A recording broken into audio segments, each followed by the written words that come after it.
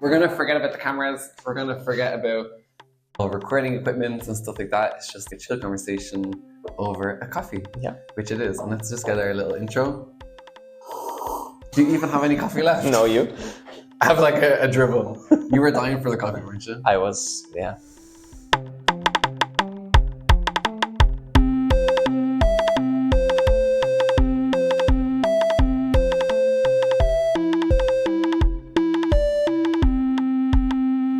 Is it your first coffee of today? It is, actually. Yeah. Really? Yeah. I had a hard time today finding a coffee shop, and that's something I wanted to get into with you. We're in Barcelona right now, and lately there's so many specialty coffees opening. I don't know about you, but I'm having like decision paralysis, whether if I'm going somewhere or not. It's tough. So yeah, this is my first coffee of the day, actually. I actually had a coffee already today. Yeah. So I was very proud of myself. I went to the gym in the morning, delicious. And I thought, and actually I was on my way to get a coffee first, all right? I was like, I'm going to get a coffee. And then I said, no, I'm going to reward myself with a coffee after the gym. So I went to News and Coffee. Oh, okay. Actually really good. I thought you said good news, sorry. No, I went to this coffee shop. Yeah. Which is really cute because they have like a stall. It's not like a shop, but it's like take it to go. Yeah. And it's super close to my house. Even I finished the coffee before I got home. Which A, tells me it was a good coffee, but B, it gave me this whole like guilty conscience of like single-use plastics, you know? Yeah, I was just going to ask you, what's your take on takeaway specialty coffee places? Listen, if it was my coffee shop, yeah, I think we'll talk about this a little bit later, but if it was my coffee shop, I would only do takeaway coffee. Yeah. If you brought in your own takeaway cup. Okay. Sounds good. Right? Producer Nicole is looking at me. Yeah. No, you're not allowed to speak. No, you're not allowed to speak. She agrees. Yeah, you have to sit there. You have to sit and take the coffee and just enjoy your life. Or imagine if you're doing like the pay later, like pay for someone else, but like leave a cup for someone else. I love this. And be like, just like ceramic cups, and you're bringing your own to the coffee shop, but like other people can use it. Imagine personalization in cafeterias. Like, oh, I'll just have it in my cup, you know? Okay, wait, say it to me again. Huh? Producers don't speak, okay? So you're saying that you pay for... No, you bring a cup, like an actual physical cup from home, and be like, yeah, I'll just leave this here, and like it's just like a part of me in the coffee shop. But also, if someone doesn't bring like their own takeaway cup, they might even you can then take that exactly. away. Yeah. So like the minimal was like, we'll keep a base number of like 30 cups, and then if you logistically, it's a bit of a hard, headache. Well, I'm also imagining like shelves full of cups because everyone just keeps coming and bringing a cup, which is kind of cool. I mean, if everyone brings a cup, everyone drinks a coffee. So true. Yeah, I think you could bring your cup home as well, but you have to wash it yourself. I think I would leave like the sink over there for people to wash their own cups. So I had this coffee today, right? Yeah, really good. Have Victoria Arduino, nice coffee machine. And the barista was, fine. I didn't think there was a huge interaction. That's okay. I just think because I'm a barista, sometimes I'm like, I want to talk about the coffee. I'm gonna throw in a question here. Since there are so many options there, like how do you choose a cafeteria? Yeah, it's down to if I think the barista is going to give me a good coffee. I love the coffee there, and I think the baristas are doing a really good job. But actually, sometimes the coffee is just like, it's just not hot enough for me. Like the milk is not steamed hot enough for me. Okay. And honestly, I don't know whether I should say it to the barista or not. Because I've definitely been to some places where the coffee has been really hot, like too hot. And I feel like I should say something to them. But I don't want to be that guy. So our coffee today, did you like it? I did. You had a latte? I had a latte, yeah. I also had a latte. Yeah, both cow milk. Cow milk? Yeah, also today. Cow milk. Yeah. I'm only drinking cow milk, to be honest. I don't know. No, I'm varying every day. Like, it depends. It depends on the vibe. Like, you wake up, you're like, okay, I'm feeling a flat white today. Yeah. I don't know, for breakfast, I always like to take milk because I feel like either cold brew or like a batch brew is like a bit intense. I do a V60, maybe. It depends on the vibe, but most likely milk. And depends on the day. It could be oats, it could be cow. I'm never touching coconut, so sorry, but I'm just not that guy. But yeah, how about you? Always cow, right? For me, it's usually always cow milk. I will drink cold brew without any milk. It could be Could be a filter coffee, V60 for sure. Yeah, that would be fine. Espresso when I'm dialing in. Dialing in, just in case anyone doesn't know, it's when you are you've just put on a fresh coffee on the grinder and on the espresso bar, and you're basically finding the best recipe, the best ratios that will give the best coffee for like a day in the cafe. Fundamentally, the milk is so important. How it's texturized, the temperature, as I said, like it's super easy to mess up. Well, in a latte, it's like 80% of what you're drinking. So yeah. People aren't too sure of what a cappuccino is, right? And that's the name of the episode, okay? But we're going to talk about it because it's a big thing, and we're two capable baristas. Yeah. So I'm going to ask you, Martin, what is a cappuccino? Oh, okay. A cappuccino, I'd say, is, and hear me out, a latte, but instead of but you foam a bit more the milk. Like you just give, I'm not gonna talk about percentages or amount of coffee or anything, but just like you have, I don't know, maybe half of your cup is latte and the other half is just like foam. I don't know. I'd say that's my take on the cappuccino. Like every place has their own recipe, 1 shot, 2 shots, cacao or not cacao. I've gone to places that for them a cappuccino is just a flat white with cacao. If you certainly go to Italy, a cappuccino is not a flat white. It doesn't take cacao. So I don't know. I'd say that's my take. Just like I've heard this, right? Someone has said to me before. They were like, "Oh, well, it's not a cappuccino if it doesn't have chocolate on top." Yeah. And it really kind of stood out to me. I was like, "Huh, I never thought about that." Because like a mocha, that kind of seems like a mocha to me. Like chocolate, coffee, milk, but maybe the ratios in terms of chocolate. But I would be agreeing, okay? And I would say that a cappuccino and a latte are basically very similar things. It's just that there's a lot more air pumped into the milk. So it's like got this nice pillow, nice cloud, something you might enjoy with like a spoon.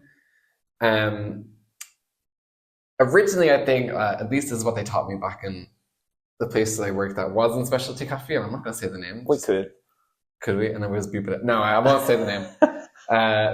Yeah, say the name. Producer Nicole is like. I mean. Well, anyone who knows, you know the place. It has like it's basically everywhere. So yeah.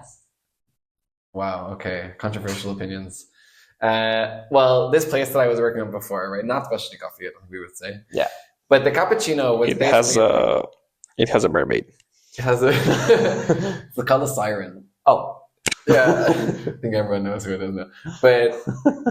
They would teach us that you need to air the milk for like 8 seconds. And I mean, you're pumping air in for 8 seconds. But you're using 8 seconds as a mean. Like you just have to do. Sorry, I'm touching the table. That's okay.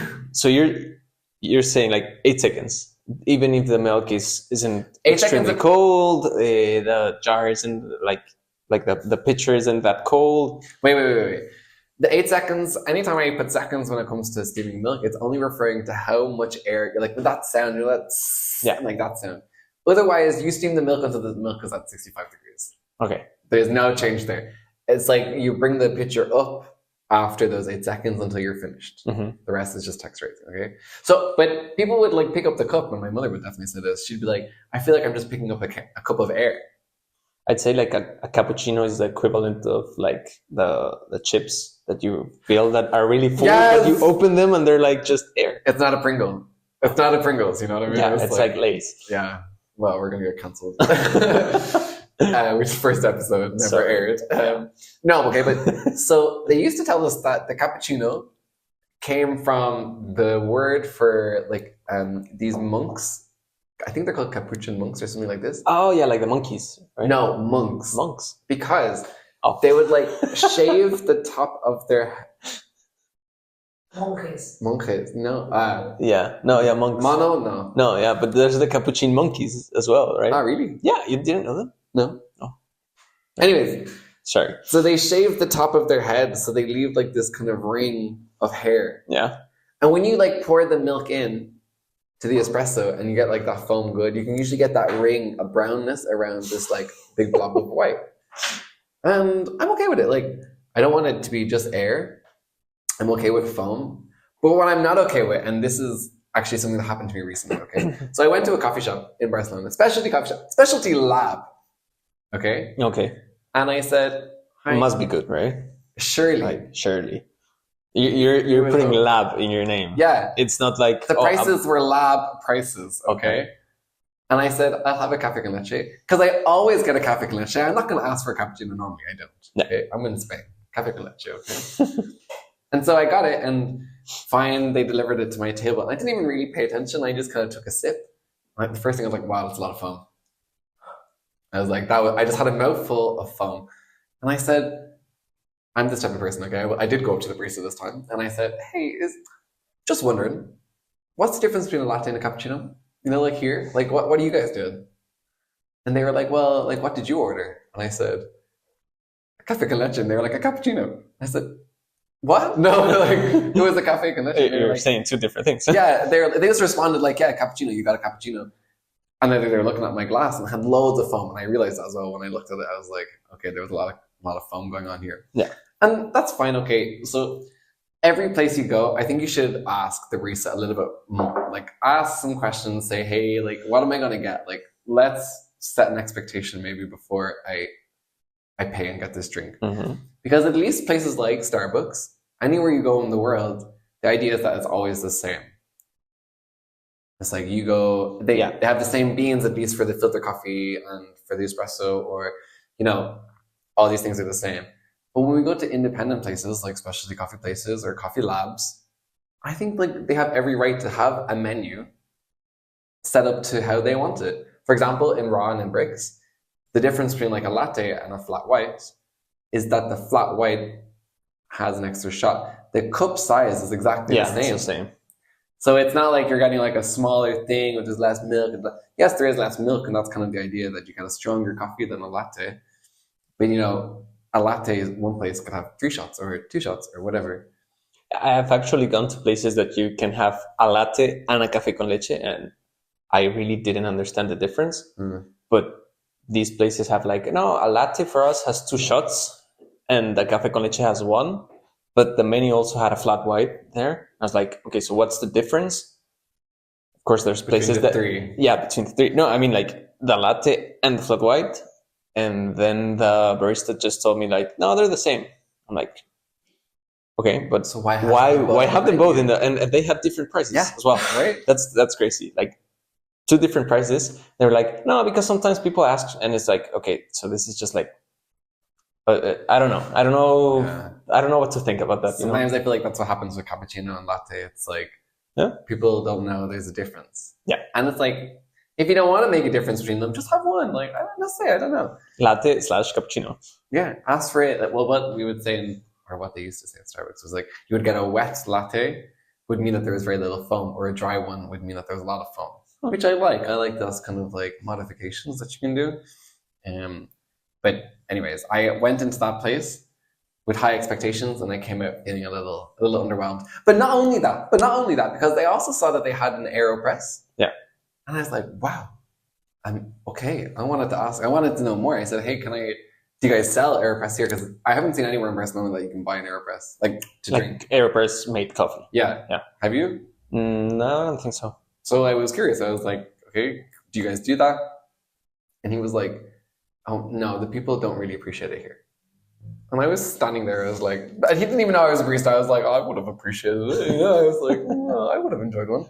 I think I would like drive home to the listeners is that when you go somewhere, or if you're opening your own place, the menu needs to be somehow explained. And I like that people are making their own, like, a flat white is this, or you had another place that you told me that they do a thing called Magic. Oh yeah, amazing place. If you're ever in Barcelona, you should definitely try Lodeto Coffee. It's right next to, it's in Raval, right next to MACBA Museum. It's amazing. These 2 brothers, they've done magic there, and just like making a reference to they have their drink called Magic, which is the international actual proportions for what you would say a flat white is. I don't know how many milliliters they had, but they have a special cup only for this magic drink. So yeah, highly recommended. Yeah, so people are really like picky about the cups, aren't they? Yeah. Yeah, some people like theirs in a glass. That's very Spanish, I think. Yeah, it is. Yeah. I'm not opposed to it. There's some glasses where I think perhaps no, but I mean, sometimes the thing for me with cups and glasses and everything is that it's true that the proportions are important, only in the sense that when you're drinking like a latte in an extremely big cup, and then you go to like another place, like you can taste more of the coffee, and other places you can taste more of the milk. So there's another factor that influences a lot, like what type of milk you're choosing. Also, takeaway cups. We have so many notions. That's what we could call this, coffee notions. I think that could be our podcast name. I don't know. We'll see. The audience will know before we know at this point. Like coffee notions. Nicole's giving us the thumbs up. Actually, it's not bad, right? Yeah. No, she likes it. Because Martin was saying like, oh well, we don't really, we're not professionals and we have no right to say. I'm like, yeah, we are professionals. Like, I mean, you've been working how many years? I've heard a story that you were like 12 when you started working. Every time this story gets told, it gets earlier and earlier. It's just going to be child labor at this point. Basically, the story goes that, well, the reason I'm working in bricks now is like, because, well, before that I was in Raw. Yeah. And the owner of Raw is a lovely lady called Brenda, who also owns Raw Objects, where we're recording today. But I met her in 2017 in Dublin. Yeah. Because I'm from Dublin. I don't know if people knew that. Maybe people can tell that from my accent. But I'm from Dublin and I was working in a place called, at the time it was called Dwarf Jar. Super cute little place on the river in the city centre, really nice. Wouldn't say it was specialty coffee, but it's where I kind of started learning things. Mm-hmm. And so I met her, I was working with her for a while. And then obviously we went our own ways, life, and I didn't really see her. And then it was only when I came into Barcelona in 2022, I think it was, or what are we now, 2025? Yeah. Around then, yeah. I saw her on Instagram. I was like, oh, hey, like I needed friends. Yeah. I was like, hey, want to go for a coffee? And she's like, yeah, come to this place, Raw Studio. I didn't know it was hers. And then when I got here, she's like, oh, yeah, it's my place. And actually well, she asked me where was I staying? And I said, in an Airbnb or somewhere. And she's like, no, come live with me. So I stayed with her. And then later she needed a barista. So I started working in Raw Studio. So in the space where you stopped working at the Dwarf what? Dwarf Jar. Dwarf Jar. I like the name. We had lots of little jars with tea, like 70, and you could pick your own tea and then you just would brew it for you. Nice. So yeah, when in between the Dwarf Jar and Raw Studio, what were you doing? So I was in Dwarf Jar. After that, I went to Starbucks. Honestly, I really wanted a green apron. I think they look really nice. I thought, that's great. 1 year I used it as a Halloween costume. I just dressed up as a Starbucks barista. Before working there or? No, I had the apron, yeah. Okay. So I imagine like your shrine before entering, like, I want that apron. I had such expectations. Yeah. So I started working in Starbucks and they have this program called Coffee Master. And basically it's like a self-led study on the world of coffee. There's different modules that you have to do. And eventually when you pass, you get a black apron, which is also very pretty. And I have it at home. In your shrine? In my shrine, yeah. Yeah, okay, perfect. So I got my Coffee Master, great. And then after that, I eventually became a store manager in the city center. And then I was doing district coffee master. So anyone in my district that was like wanted to learn about coffee or become a coffee master, they would come to me. I would sit with them, make sure that they were like excited about welcome coffee. To yeah, it was a real group. It sounds really like someone climbing Mount Everest to arrive to the. They would just see me there. And back in the day, I had really long hair, like really curly long hair. And then so then I just came here, and that's when I started to get into specialty coffee. I worked actually at Raw for 5 months, which sounds like a short period of time. I've been working with specialty coffee for over 3 years now. And right now I'm still doing my job as a head barista in Raw, although I'm not there personally ever. No, personally. And I know that's this. Not true. I know this may like tilt a couple heads because I also believe that a head barista should be like there. But I'm thinking about like forward in the future as having a person, like it's still hospitality at the end of the day. If you're doing specialty coffee, it's like the upper level of the pyramid of hospitality, but at the end of the day, you're still doing restaurant business at the end. So if you have a figure that does checks is with the team, tastes the coffee. My take is that you don't have to be there every day. But still, what I wanted to say is that I'm still working at Raw. I'm still in the coffee world and, well, doing a couple of other things that we might get into later in the episode. But yeah, I started doing pop-up events almost half a year ago. And well, it was actually September last year. For context, we're in the beginning of May 2025. So yeah, I'm doing actually pop-ups in events. So it's basically, and also working with Raw Studio and La Cabra. But I'm basically doing a specialty coffee corner in events. And yeah, also cafeteria takeovers, a little bit of coffee consulting for people that want to open their own places. So yeah, just all over the coffee world while also doing a couple other things. So you're the head barista of Raw Studio? Yeah. I'm the head barista of Bricks, which is kind of affiliated with Raw Studio, would you say? I'd say, yeah, the sister cafeteria of Raw. Right. Basically. Also in Barcelona, in Poblenou. I've been there for just coming up to a year now. I'm shocked that you've been already a year. I know, right? Well, yeah, we're just coming up to a year. I think it's about 10 months, to be honest. Crazy. I know, right? Yeah. So we're also working with La Cabra. We have a Victoria Duino. Yeah, I forgot to say, yeah, we're working with a Marsocco, a classic Marsocco, or vintage Marsocco, as I like to call it. Yeah. Yeah. Yeah, we've got an Eagle one in Bricks. We just recently did a pop-up. Yeah, we actually did a takeover. Like DJs have their B2B where they go to clubs. Not many people know this, actually. No, really? B2B, I didn't know. I love it. It's like B2B. I think it stands for back to back. It's like I really like the idea of going to like a place as a DJ. Like you go to like a club that's not yours. It has its own aesthetic, but you get there and you put your own music and actually kind of bring your own people, because like if you have a fan base, they already go to the club because they know like you're DJing there.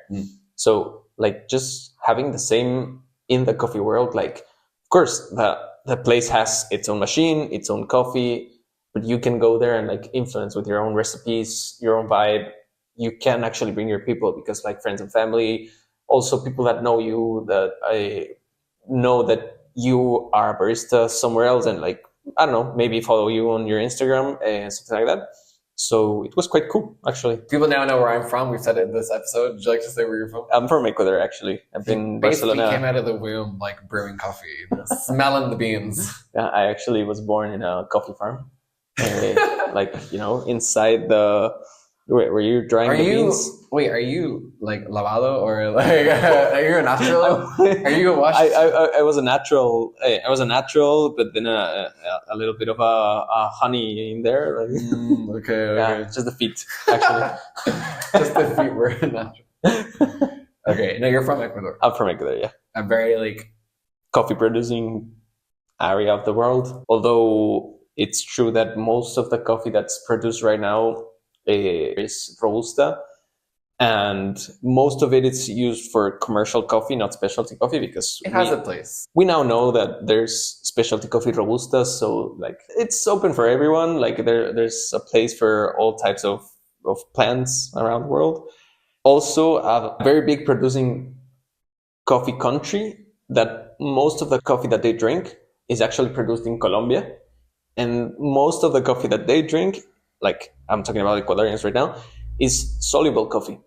So yeah, we can say that it's a country that produces a lot of coffee. Of course, people drink lots of coffee there, usually like in the filter American type of machine, the classic pour over machine. Drip coffee, exactly.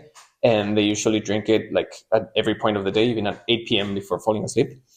But the coffee culture in itself, people don't appreciate it. They're like, coffee has to be bitter. The more bitter the coffee, the better it is, stuff like that. So yeah, we're going to get into like my backstory, Ecuador and everything. But first I wanted to ask, because you were telling us about like your coffee journey, but I want to understand first of all, like why coffee? Like why is it an industry that rang a bell for you? Yeah, good question. Apart from the green aprons in Starbucks, which is an aesthetic, green is my favorite color. I used to go to a coffee shop right before a theater, like So I used to do theater every Tuesday, right? Back in the day when I was younger. Before we went to the theater, a small group of us would meet beforehand and go for coffee. So it gave us this place to be where we could chat, sit around, pick fun things from the menu, and then share that moment together. You know, when you have a coffee, it's a little bit more social. Mm-hmm. And so I love this. And I think that's something that I bring into my work today of trying to connect with people, like actually like talk to them and see like how they're getting on. We have such a privileged position to be baristas that we get to see a lot of people every day, the same people like every day. Yeah. And so you kind of have a little bit of relationship, you kind of build kind of inside jokes with them, which is lovely. Can I ask something for participar? Sí. Mm-hmm. A question from the audience. Without thinking too much, top 3 specialty coffees in Barcelona. In Barcelona. Oh, I thought you Breaks were are up here. Breaks for sure. I'm sorry, but it's one of the best places I've had a coffee, not made by me, like one of the other baristas. I'd say La Camila for me. It's really good. Like I really like the place, the people. Like the baristas are always like really talkative.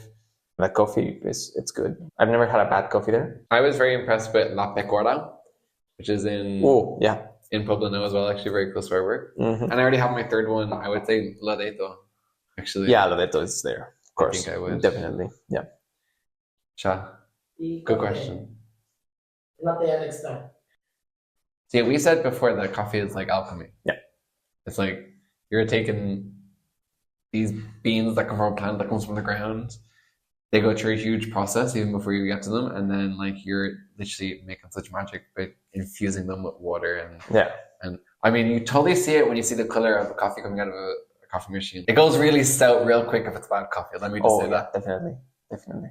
Yeah. But that's the thing. Like we got into the question, how do you choose a specialty coffee place? Yeah. But I'd like to reformulate it in a way like if you were opening your own place, like what would you do in the sense like already keeping in mind like what's your criteria for choosing somewhere to go like for a good coffee, of course. What's the top things that you would have on your mind? I mean, good coffee. I don't really care about like the machine as long as the coffee still tastes good. And what's the deal with everyone having like the same machine? I'm not gonna say names, but like every specialty coffee, if you're in Barcelona, every specialty coffee place that you go has a specific machine that's facing brand. There's a specific brand of machine that's facing outwards. Like, they're very aesthetic. I love it. I love them. I have a sticker of them in my phone, actually. Yeah. Right here. Yeah. And now everyone knows what. We're not going to say brands. Look, it's this one. Why? Like, what? As a barista, you've been working with coffee since 2017. Why isn't like a machine something you have like on your top list? Because I think like sometimes we get these notions before we drink the coffee, and that influences the coffee. I would say like try the coffee first and make an unbiased decision on whether you like that coffee or not before you start ripping into like what type of machine it was or the extraction. So basically someone had said this to me before that they were working in a coffee shop and that there was this one person who came in all the time and he would watch the barista really closely and time like on their own watch. Oh my God. Yeah, they would like stopwatch it. Like a coach having like, okay, go. Yeah. Okay, stop. Literally, right? This person was doing this and timing their extraction of the shot they were going to get. Okay. And if it was over 30 seconds, they said no. But I mean, like, it doesn't make sense. You could have a coffee with an extraction over 30 seconds. I mean, you know, and it could be that coffee is performing really well over 30 seconds. You don't know how much, like, what the dosage is. You don't know if there's a pre-bloom. It depends on if it's a light roast or a dark roast. Yeah. There's a lot of ways in that it can influence. And I mean, like, the time it also varies a lot, like in the water you're having or like just your recipe or what are you using that coffee for. So the thing is that if this person is coming with the notion that a good coffee will come under 30 seconds, it's like, no, you're already putting a flavor profile on the coffee before you've even tasted it. So taste the coffee first and then try it. Because there's different coffee machines and different coffee machines can produce really good coffee. Yeah. What I will say, and this is usually my argument when it comes to specifically when it comes to milks and plant-based milks is that if you're really trying to find out if a coffee is good in a certain place or which coffee shop you like more, whatever, based on the coffee, and you're taking oat milk, but then every different coffee shop you go to has a different brand of oat milk, you're not lowering the variables there at all. In terms of coffee machines, having the same coffee machine across the board, that would take out one variety. Yeah, but I mean, like at the end of the day, a coffee machine, basically like a big boiler that just shoots pressure. Yeah. So it depends, like, of course, the aesthetic, the materials you're using, the amount of maintenance you have to give it. But at the end of the day, it's the same amount of bars of pressure that are flowing through the coffee. Of course, a machine may look prettier, but if you have two boilers and a way to control the pressure, you could do really good coffee. With whatever machine. Yeah. Yeah. I think the thing that if you're looking to buy a machine for your coffee shop, you want a machine that's going to be consistent. Because if you have a machine that's coming out all sorts of different ways every time you brew the coffee, it's like you're never going to know what you're getting. And then your customers are never going to know what they're going to get. And we said this before that, okay, when you go to Starbucks anywhere across the world, you're looking for that consistency, you know what you're going to get. And while you may not get that in specialty coffee places, at least the place you go to every day should be somewhat the same. I mean, and talking about consistency, I'd guess that before buying a really good machine, I'd buy a really good water system. Oh, yeah. Yeah, because I don't know about like where in the world you're listening and if you're planning or not on like starting your own coffee place. But the thing is, here in Barcelona, the water every day is different. Sometimes you get a little bit like a percentage of water that comes from repurposed water. Sometimes water comes with a little bit more calcium. Yeah. So the minerals in the water extract a lot of the coffee. So if you have no way of controlling like the amount of minerals in your water every day, even if you have the same machine, the best machine that you could buy in the market, you're controlling all of the variables with uncontrolled water, your results are going to be different every single day, like every single shot. Consistency is, I think, the key before. And I mean, you can have different coffees, right? Like we're changing the beans a lot. Yeah, of course. And that's good. Like the consistency there is like, okay, we always have a good coffee and you're still trying different things, different flavors. Of course, you can't say like, oh, my cup of coffee is going to be the same every day because you're going to change like the coffee. Yeah. But at least for the whole kilo of coffee that you're consuming, it's going to taste the same. It should taste the same.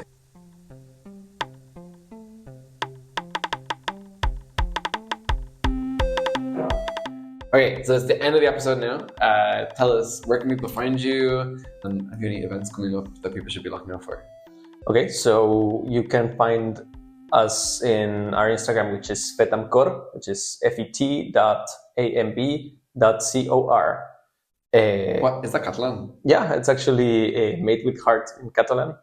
We try to do everything with a lot of heart, a lot of love. You can reach us with events, coffee pop-ups, even coffee consultancies. So if you have any project related to coffee, you can shout us, give us a DM, text us, ask your questions. We're here to help. How about you? Around here, people know me as Coffee Otter. My Instagram handle is coffeeotter@bcn. We have a matcha workshop coming up soon for those people who like matcha. That'll be in Bricks. Also, we will be going to Casa Nereta in Costa Brava. Oh, that's true. Caracas. We have a V60 workshop coming up. Check that out. We have this lovely podcast. Okay, I'm going to plug the podcast. No. But yeah, you can write to us. It's going to be Coffee Notions podcast@gmail.com. Okay. All right. So yeah, see you guys next episode. Coffee Notions. I like it. Right? Yeah. I love it.